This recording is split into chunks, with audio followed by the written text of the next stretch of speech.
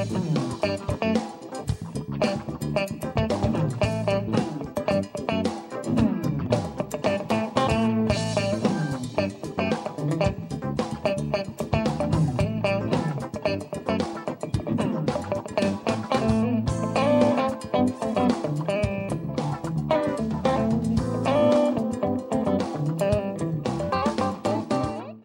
to the bonus workshop. This is for session 14. Let's look at what we learned this session.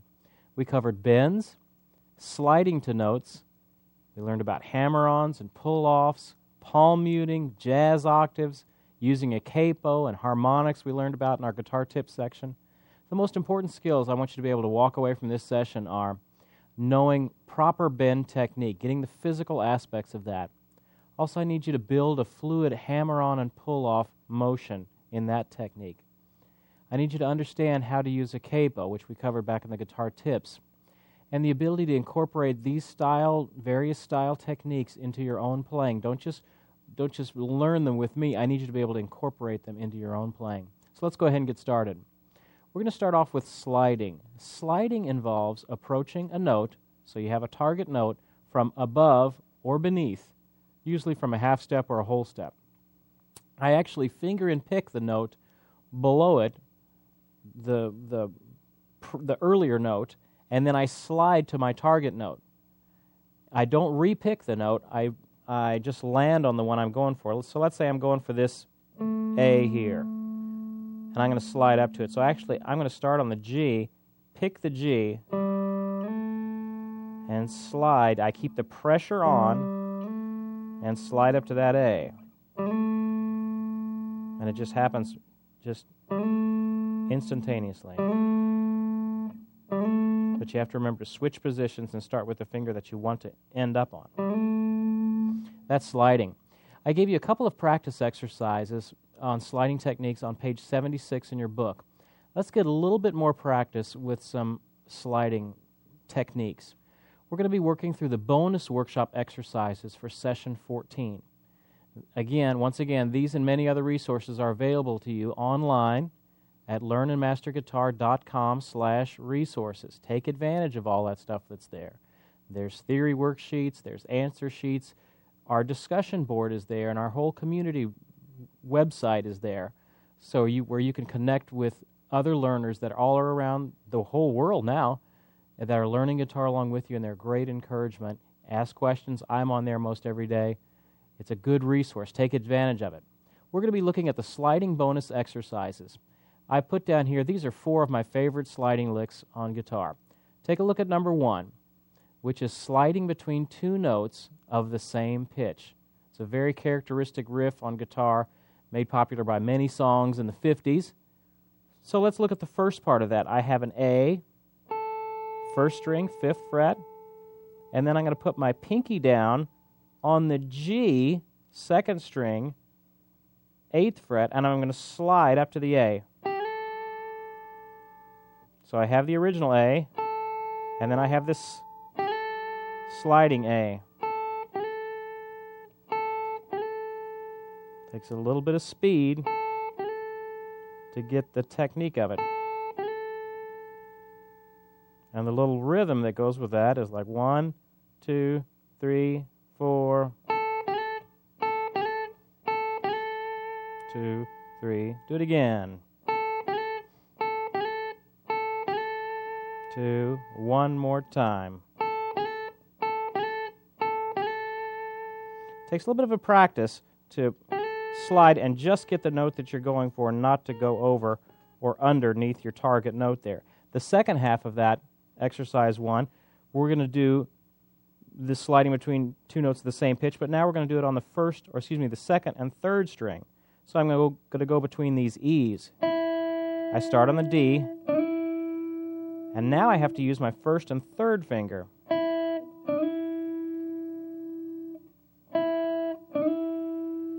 See how that works? Our first one.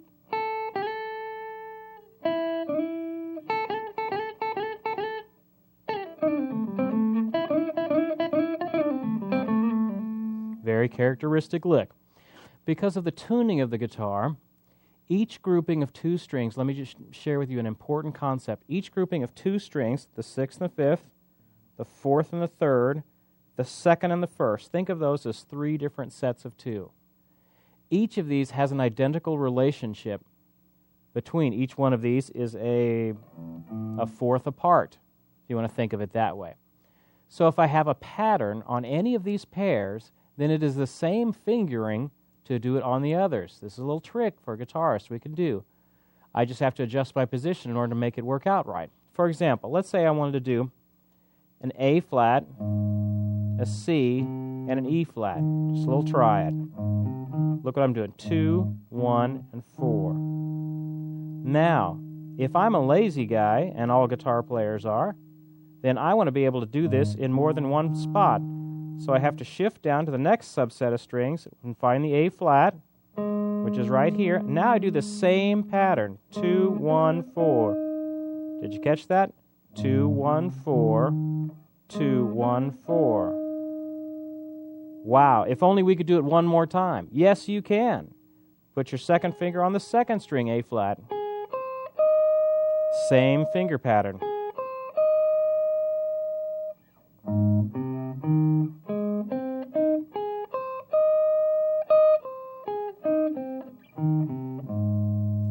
This little dynamic on a guitar allows you to do all kinds of things and make huge licks out of really is a two-string phrase. No matter how I want to do it, I could go,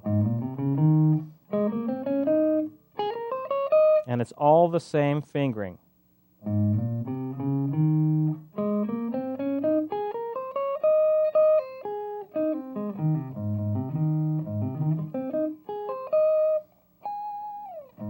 With that in mind, let's take a look at number 2. This is a sliding arpeggio over an F minor 7th tonality. So if I keep my fingering consistent, then I can create a very large riff that covers a wide range on the guitar, but actually it is the same finger pattern. All right, so let's go through this slowly. What are the notes in an F minor 7th? F, A flat, C, and E flat. We haven't gotten to the theory of this yet. That's coming up in a couple of sessions. But I'll just tell them to you. The notes in an F minor 7th are F, A flat, C, and an E flat. Now I'm going to add some sliding in here and add these common tones and common patterns to create a big riff. Put my first finger on that low F. Then I'm going to use my second finger on this A flat. I have to shift up there. C, E flat, then I slide up to the F. And now I'm back here again. A flat, C, E flat, slide. A flat, C, E flat, slide. Let's try that again. F, A flat. The first one you have to kind of work it out. Second finger. Slide, slide, slide. Wow, sounds like I'm playing a huge lick. I'm actually doing the same finger pattern 3 times.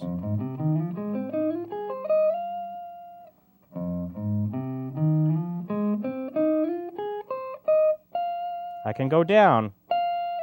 I'm now sliding from the F down to the E flat. Now here, where I would normally put my 3, I'm going to put my 4.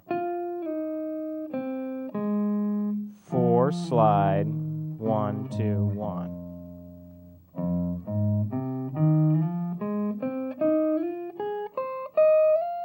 Down.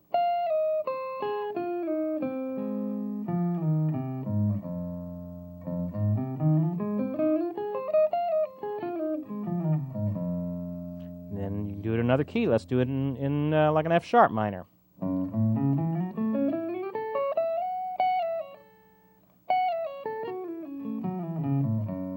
G minor.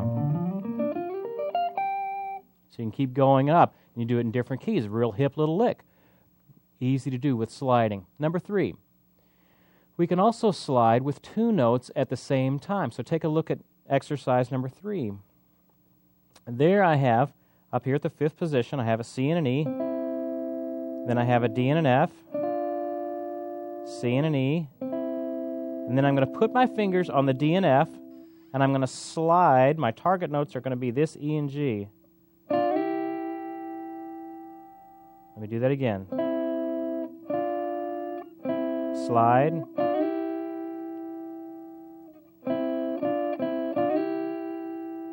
Now if I want to go down the next measure, maybe I can even slide up.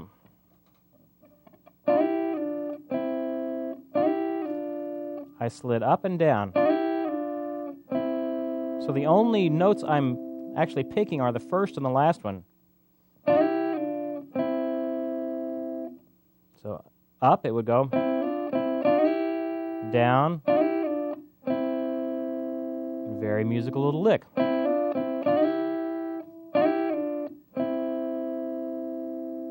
Very good. Exercise 4. Here's a very characteristic riff from the 50s that uses slides. I'm going to play it first at how fast it normally goes. We're going to do this like we're in the key of A, and then I'll show you kind of what I'm doing.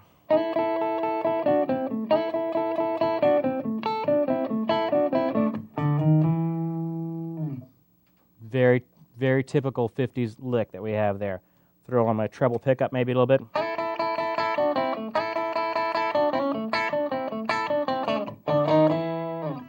Very common little lick. Now, let's work through it slowly. I'm doing my kind of a mini bar on the A and the E, 2 notes at a time, and I slide up to that. You try that. One more time. Then I hit the D and the F sharp, C and E. All these are little bars. And then I hit this one single note at the end.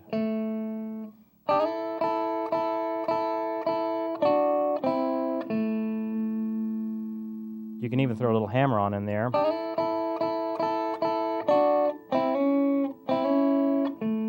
Hear that?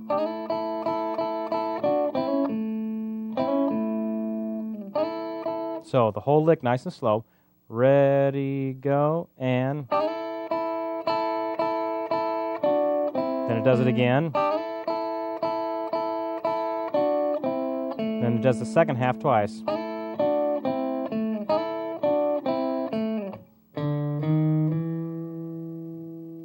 Very good.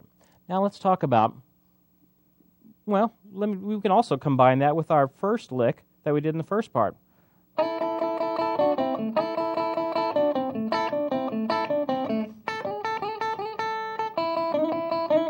Very, very characteristic.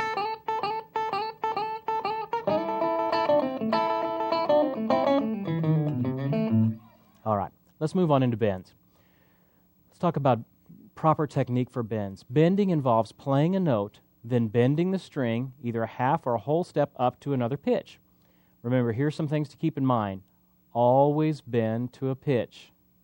That's the key. That's what separates the men from the boys on bending. Always bend to a pitch. Any yahoo can come along and just kind of go and just bend somewhere. The guy who's really in control of it bends to a pitch. I'm going for this note. Very specific. Yes, it takes some muscles to keep that string bent up there. Sometimes you may want to even put your thumb over here to get some strength behind that. I can go to half step.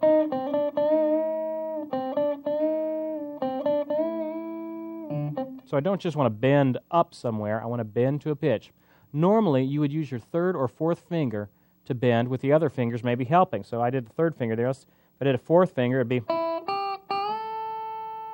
Now look what my other fingers are doing there. They're all pushing up underneath here.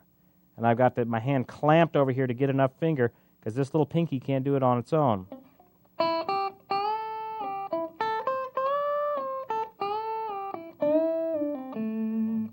All right.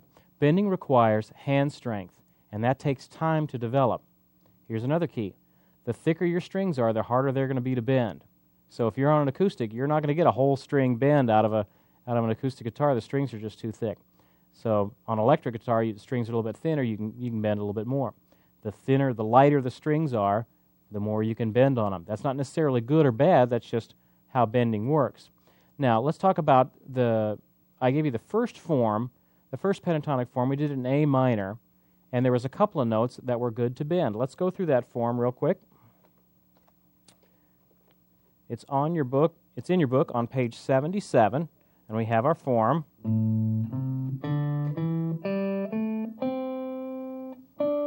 And here's my note. I bent my string out of tune there. Now, that open circle means that that's a note that's good to bend, so I can bend him up.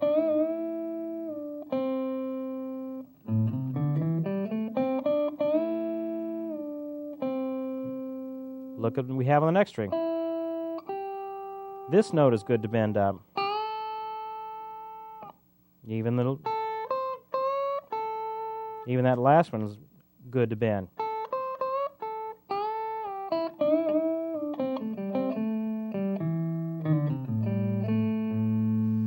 Practice bends by bending notes up all the way up the neck. It's a physical thing. Take time to develop the muscles needed in order to bend well. You're not going to get it the first time unless you just have really strong hands. Bending, we're back to another physical problem. Bending takes some physical muscles and it takes a while to build that up. The major scale bending exercise on page 77 is a great way to build up good bending technique. Now you can bend up to any note. Let's do a little practice with that. So let's say if I'm in C and I want to bend, I can bend up to the root, which is that C. So here's my target note. I'm going to start on that B flat and bend up to that C. So there's my, if my song kind of went something like, that's a good note to bend to. Now I can bend to the third, which in the third and C would be this E. Let's say I'm going to try and bend up to that E. Kind of bent myself out of tune there. I'm going to start on this D, second string D, and I'm going to bend up to this E. Thirds are always a great note to bend to. Very characteristic on guitar.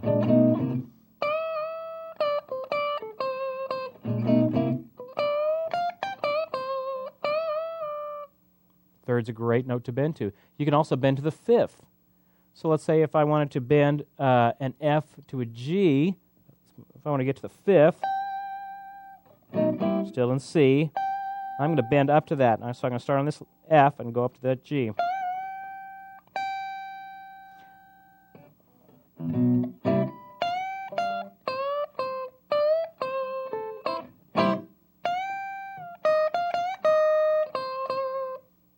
Bends. You can bend to the flatted seventh. Here's a good lick I learned from watching Larry Carlton play. So let's say I'm still in C, and I'm going to bend from this 6, which is A, up to the flatted 7th. That's that B flat there.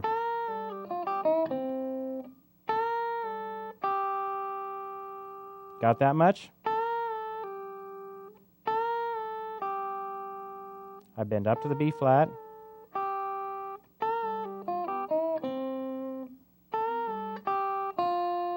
F, G, and I do a little mini bend here on the second finger.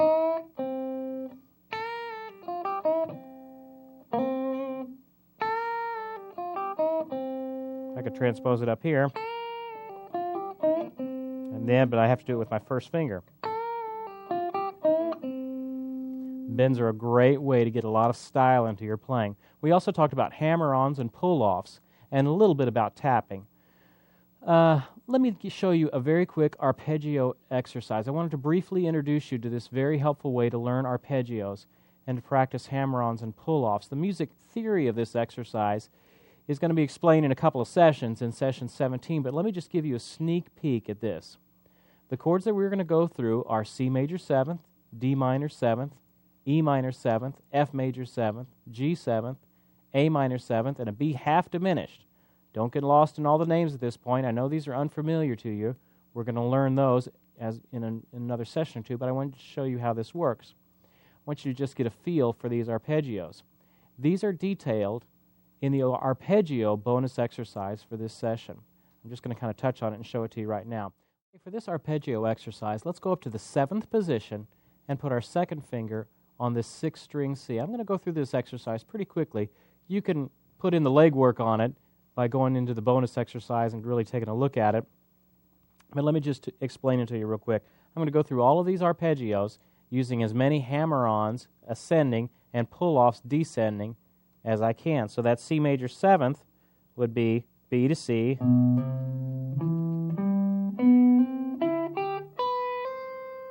then I pull off, pull off, pull off.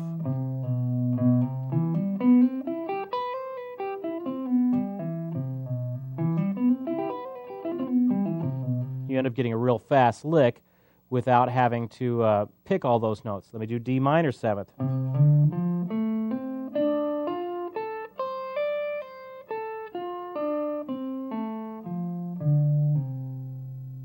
E minor 7th.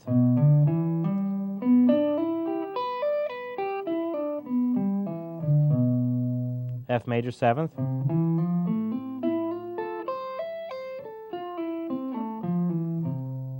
G7.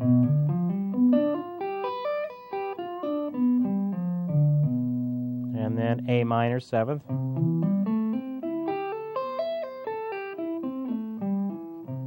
B to half diminished.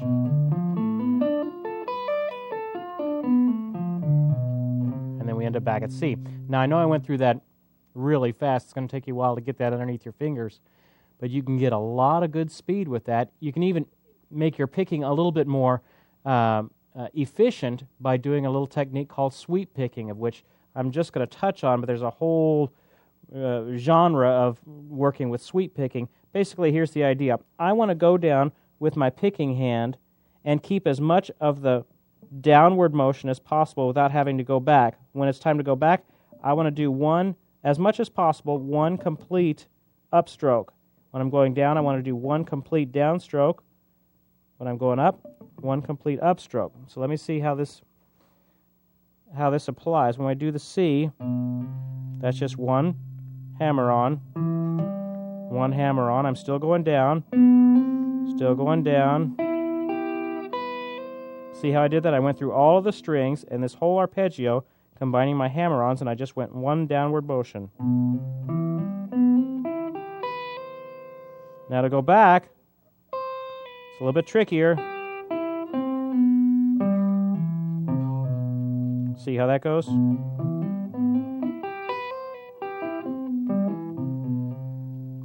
Then you do that for the D minor and the others as well. So we'll be learning more about the theory behind this in the coming sessions. Let's practice some of these concepts on some of the songs in this session's worth of stuff. Let's go to Bending the Blues, which is on CD 4, track 6 on your Jam-Along CD. In your book, it's on page 78. Let me get that up here as well. Let's get a bit of practicing bending the right notes. We'll be using this first form of the pentatonic scale with our new bendable notes. Remember our form? This is the note that I can bend, or a whole step. I can bend this note.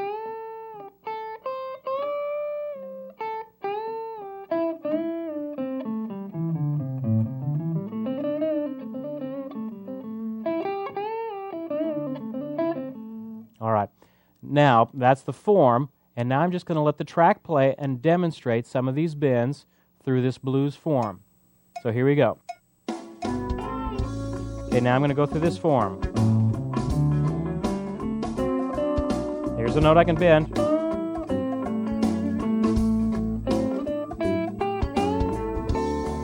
Bring it up to that pitch. Hold it.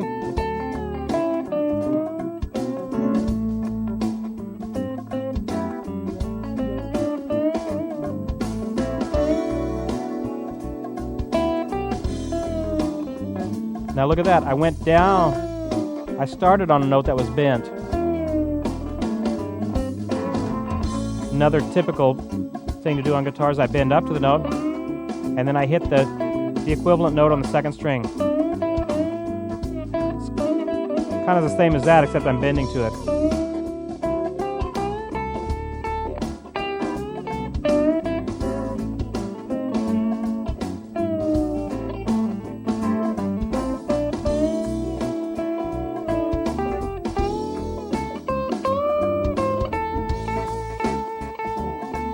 Play through it one more time. One more time.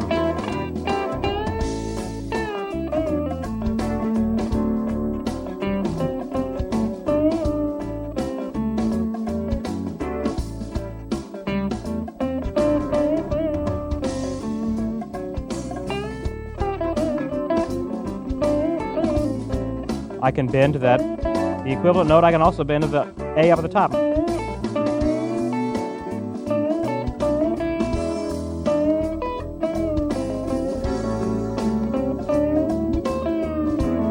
See, I can bend to all of those notes.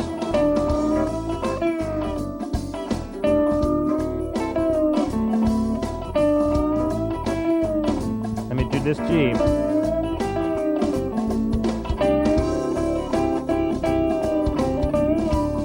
Now I bend with another note there. It takes a lot of technique to do that. We'll cover that next session.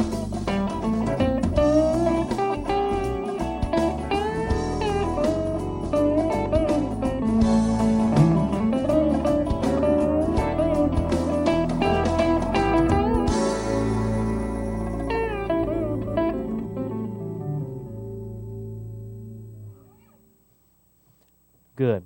Now let's take a look at the song Jazz Octaves. This is on page 79 of your book, so just flip over the page. And let's take a look at this melody, get a little practice with these jazz octave technique. Let me get up here to a rhythm pickup, a little bit warmer sound. Take a look at this rhythm. We have that D and the F. Maybe we can put a little slide there. We're in the key of B flat. C minor. And I have an E flat to a G.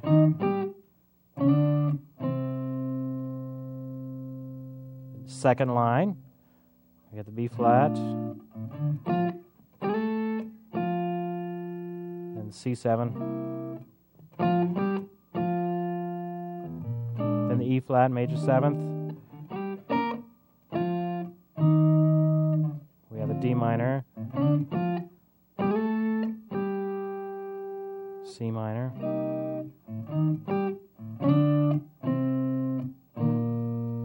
see how that works? And I'm just jumping around. Good exercise for learning these octaves is just doing a scale.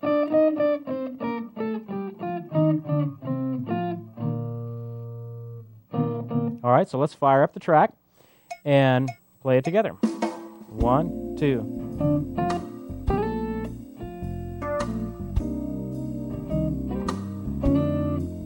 Adding a little bit of slides in there.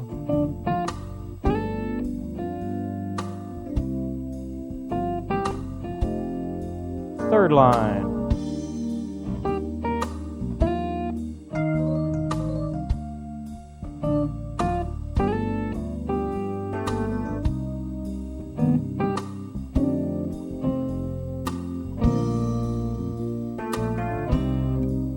Do it again.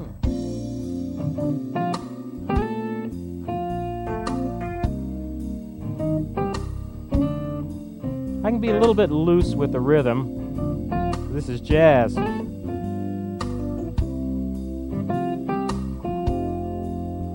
Third line. You'll notice there's a repeat sign at the end of that third line. That's actually incorrect. That repeat sign shouldn't be there. Just keep reading down. Fourth line.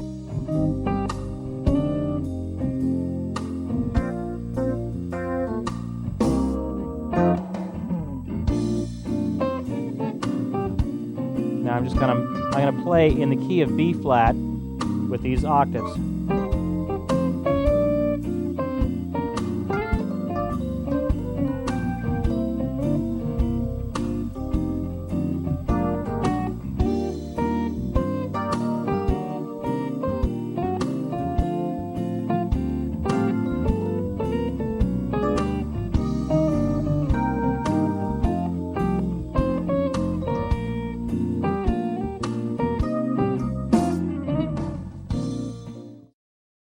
Now, we've kind of gone through that. You have to think up all those melodic ideas yourself, but I want you to get used to using those octaves. Practice them with scales. Get used to the technique of them. Now, I did them there with my third finger, but I could have done them with my pick. You just don't want that middle note sounding. For the last thing, finally, let's take a look at the song, The Funky Mute, on page 79 of your book. We're going to get into some of that palm muting that we had practiced earlier in the session. Remember good palm muting technique? I want to use this part of my palm, this fleshy part of my hand, put that on my bridge, get this kind of muted sound. Kind of an A minor seventh is what we're going for. Look at that first line. Let's look at that rhythm. 1, 2, ready, go, rest. Rest.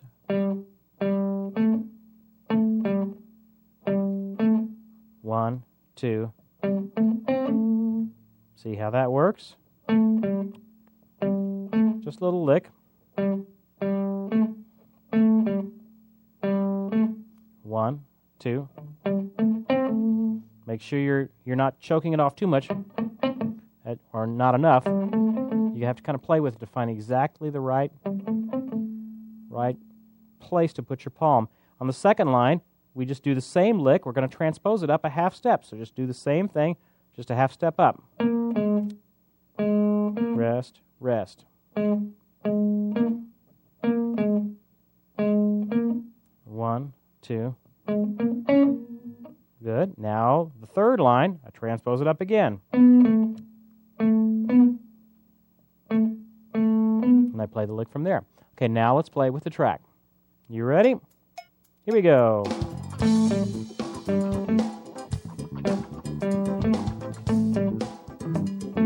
One, two.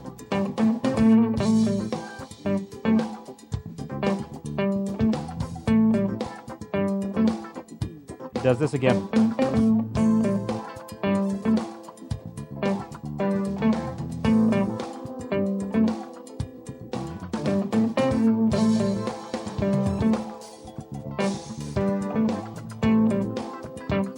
Now we go to transpose it up.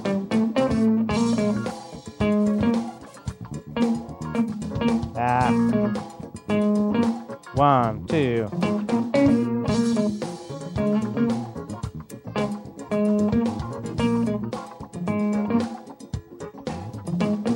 Transpose it up, or actually it stays there, and I'll just noodle around on some other stuff.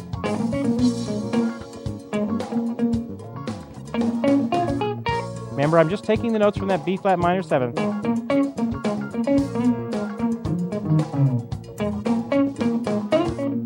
Now we're up.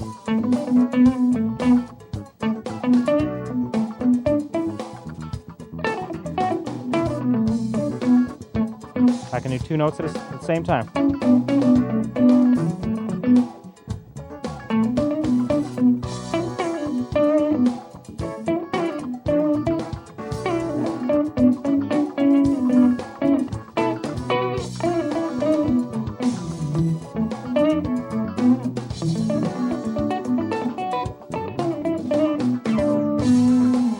Then we go back to A minor. Now, the great Paul Jackson Jr. is the master at all that palm muting technique. It's a very, for me, profitable technique. I've used that and made a whole lot of money off of that technique. Just being able to do a muting with your palm. It's a real hooky little thing to do with guitar work that sounds great, and you're not actually playing anything all that complex, but you're able to add something to the mix of the band. Let me encourage you as we close out here. Are you still having fun with all this guitar stuff? Don't get all lost in the technique and the theory and the stuff that we've covered through. Make sure when you're playing that you are still setting some time aside to play and have fun with your playing. Playing is a blast. Your music can encourage yourself and others. So make sure you are still having a blast when you play. Don't get so lost in the exercises and frustrated with the exercises that you start to lose the joy in playing. Close the book for a while and just play on your own. Keep up the great work. I'll see you next time.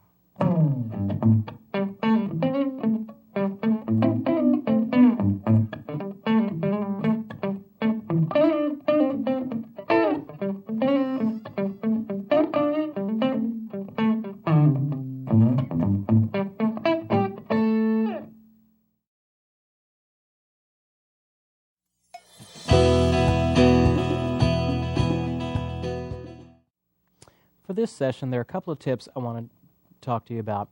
Number one, practice these techniques. Now, you may not necessarily be into palm muting, or that may not necessarily be your style of playing, or jazz octaves, and you may think to yourself, I'm never going to use that stuff. Practice them at least enough to get them into your arsenal of playing, to where you could whip them out if you need to. If you need to play some harmonics.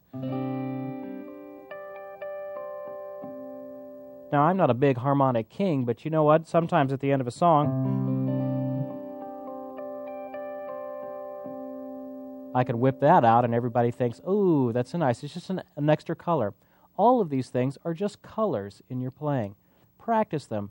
Add them to your tool bag of tricks that you can play. Here's the second thing, incorporate them into your soloing, or else they will be useless to you. If you don't use these things, you're going to lose them and you'll forget how to do them. These are specific little technique issues, sliding and bends.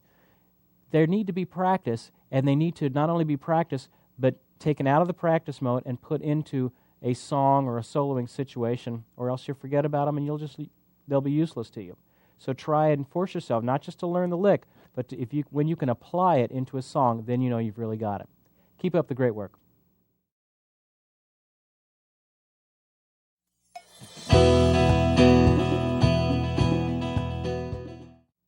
For this session, you're ready to move on when you can play all of the major scale bending exercises accurately. Don't let yourself be sloppy with it.